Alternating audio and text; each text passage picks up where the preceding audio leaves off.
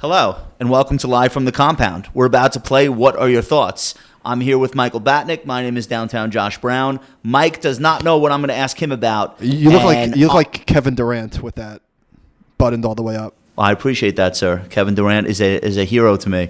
And I don't know what Mike's going to ask me. Stick around. Let's see what's going on.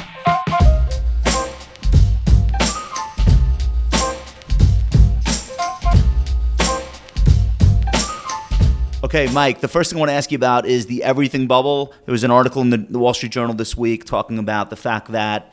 Did they call it the everything bubble, or are you saying that? I feel like they did. Not everything bubble, the everything bull market or something. But the gist of it that I wanted to ask you about is just like every sector in the S&P is up this year. Emerging markets are up, both in local currency and in dollars. International stocks are up. And then there are only like 40 stocks in the S&P 500. Okay, so what's the the question? year-to-date decline. Do you feel like this type of article gets people thinking the wrong way? Like, oh, here we go, everything's up. This is as good as it gets. How should people be thinking about what this means in the context of the polar opposite in the fourth quarter of last year? Well, I think that the end of the year is great for people creating content because we get new returns. Right, we get year-to-date returns. Right. But stocks did pretty freaking lousy in the fourth quarter. Right. So this is how averages are formed, right? Right. So for the last in the first 3 months of the year, everything was up, whatever. But if you take it back, like, I don't know, 4.5 months, it's probably still negative or whatever it is. And then the other thing people do is they say, well, we've never had a market start off the year this, like, have a first quarter this good, and then they'll say, like, there's only a 10% probability we'll go down. Worse than meaningless. I hate that stuff too. All right, what do you got? Okay. Sorry. Let's tax it all, says a senator from Oregon. Okay. Is he a senator? What do you think about senator this? from Oregon. So he's saying that we should tax unrealized gains. Yeah. How do you? Bad idea or worst idea of all time? I think it's I tweeted it's the worst idea I've ever heard. Well, because first of all, how do you do that? So at the end of the year, they're proposing you assess the gains, let's say in a stock position or in a building that you own or something, and you figure out what the long-term capital gains tax should be on that asset. So you don't have to sell it, but you have to come up with the cash to pay that. That's like, how do you slam the brakes on the economy and completely upend all forms of investment all at once? That's exactly how you would do it, right? I mean, it's like it's the onion. And now, how about this? What happens if you're an executive at a private equity fund and the private equity fund gains 30% in 2019, and then so you owe a tax on that gain, and then the next year the fund loses money? I know that can't happen because private equity. No, but these things aren't even marked to market. So how do they even know it potentially? No, let's assume we all agree on a mark to market. Like there's a third party, they evaluate it and they say this is what it's worth. What happens if you then lose money the next year? Do you get money back? Can you do a prospective write-off on unrealized losses? It seems like this one wasn't well thought out. This is like the dumbest thing I've ever heard. All right. I want to ask you about can we root for the Brooklyn Nets? You know, I was talking to my friend about that the other day. I feel like we have to, don't you? No. How not? You lived in Brooklyn. So what? I hated the Nets growing up. Well, they were in New Jersey, though. That doesn't count. They're still the Nets. They're still the Nets. But I feel like, I don't know. I don't have strong thoughts. Okay. But like if they go on a run, it could be a lot of fun for the city. I mean, I don't think they're going to, but I think they're going to be the 7th seed and play Toronto, who's going to be the 2 seed. Is that right? Put it this way. I will never become a Nets fan. No, I didn't say should we become Nets fans. I'm saying like we don't have a postseason. We may not ever. But right now we have a team that's like 10 miles away from us that honestly was a lot of fun to watch this year. I'd go to a playoff game. And they have players that you can root. Like you can root for these kids. They're good players.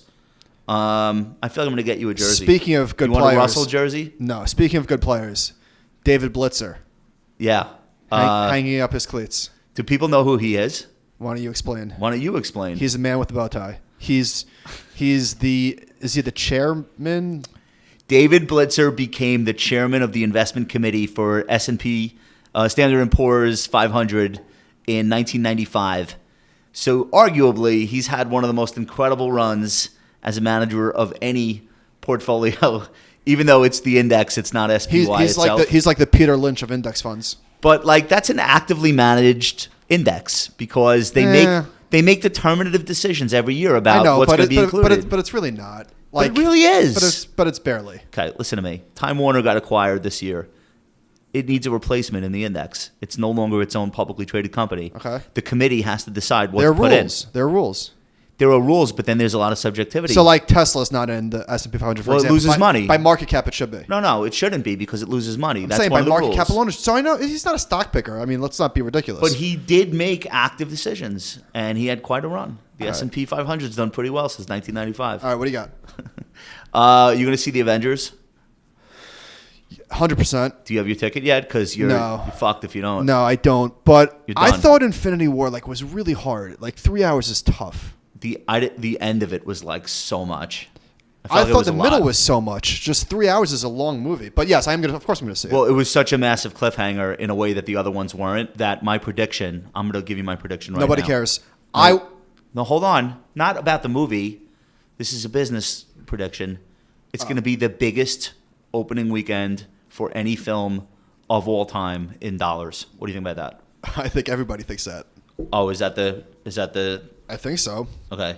I was in Philadelphia over the weekend, and there's going to be a huge Marvel exhibit at one of the museums. I'm thinking about going back for it. Which one? The Children's Museum? No, the giant museum in Philadelphia. Yeah. The Art Museum. I don't know which with one. The Rocky I don't Steps. Know. No. I would go to that. I'm definitely going. So all right. So we tried to buy a ticket yesterday. My friend did it online like he always does for my son and his son. What the same theater? Age.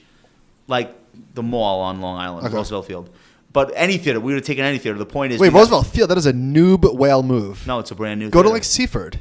No, they have the seats that recline all the way back and the pretzel nuggets. Dude, I'm like a pro. Merrick reclines. What was I trying to tell you? It doesn't matter. All right. Anyway, it took 3 hours you were put into a queue online before you could buy the tickets. You were on a wait. That's what's going on right now. So I really think this is going to be the biggest. Is there a black market? Is there a black market for tickets? Disney is going to, I think, have just a monster on their hands. April 26th is the open or 20th?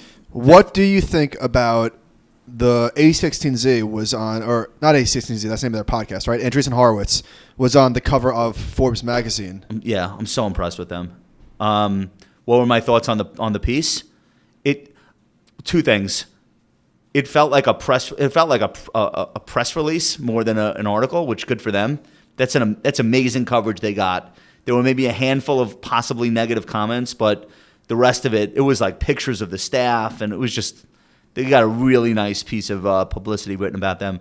My big takeaway was I liked how it explained where they're flipping the venture capital business on its head, and they're going to look more like an investment bank. They're going to capture a lot more of their customers' revenue streams, I guess. They're going to be involved in public securities also. And also the way that they reinvest in staff to set themselves apart from every other VC that has money. I feel like having money right now to invest is easy. Having money and expertise is the difference maker, and Mark seems to have absolutely nailed it. And I think for people like us in our vertical, there are some really good lessons there about not trying to just be the person with the biggest check you can write or whatever, but being the person that's got the deepest bench for clients and being able to offer the most services. I don't know, was that your takeaway? I didn't read it. Okay. And you got the same haircut as Mark Andreessen, though. And Ben Horowitz. And does he have the same? You guys are almost triplets. Yep. You should read the article because anyone that's an entrepreneur should understand why they've been so successful. Obviously, there are other factors, but figuring out how to cater to their clients above and beyond what other venture firms could do sounds like it was a really smart decision. All right, this is my last one. So we talked last time about the S&P having trouble with 2,800 or 2,815 or whatever. We did. So now we broke through, and we did it with really good market breadth and really good internals. Did you say we did it with gusto? I would say that we did it like a boss. And now the question becomes we're still in a bear market. This will be the 5th time that we fail if we fail here. Is that right? No, it's already passed. We're already through that. So now it's just do we get a new high over January 2018 or do we roll over again? Yeah. Do you think if we roll over this time, it'll be really fast because people will just be fed up? No, the high was October 2019.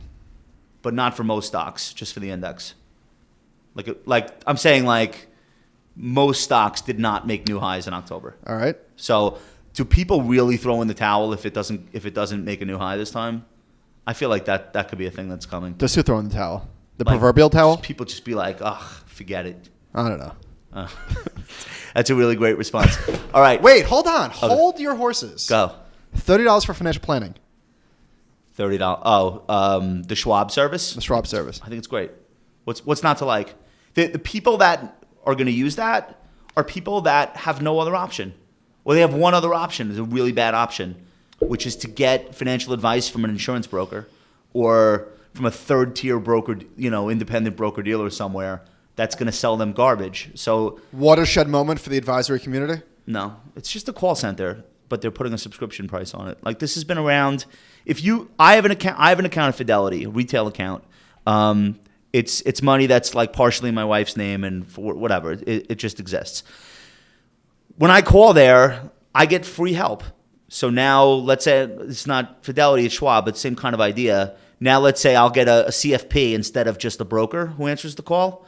And I actually want to ask a question beyond help me place a limit order for something. Like, I want to ask a life question. Is this bad for young CFPs? I mean, it's great for investors. No, this is where young CFPs will get their training. They will. Now, all right, imagine you're 22 years old. You come out of one of these really awesome college programs about financial planning. You're studying for your CFP. Your first job is answering Charles Schwab's $30 a month certified financial planner helpline. Sick training. You probably get, I don't know, routed 50 calls a day, 5 days. You could be talking to 250 different families a week. I don't know what the economics of it are, but wouldn't you hire somebody like that after 2 years of that? You would say, this person has been forced to answer a lot of questions about a lot of topics. So I think it's great for that consumer who, frankly, is going to be someone with under $100,000 in assets. It's going to be someone young. It's going to be someone that really doesn't know anything. And I think it's great for the kids that get the gig. What's not to like? You think it's helpful or not really? I think we're talking in circles now. Why? Because we already said it. It's great. Yeah, I think it's pretty great. Anyway, that's my thought. Let us know what you think. We love your comments. We love your feedback. Make sure to go ahead and subscribe to the channel, and we will talk to you very soon.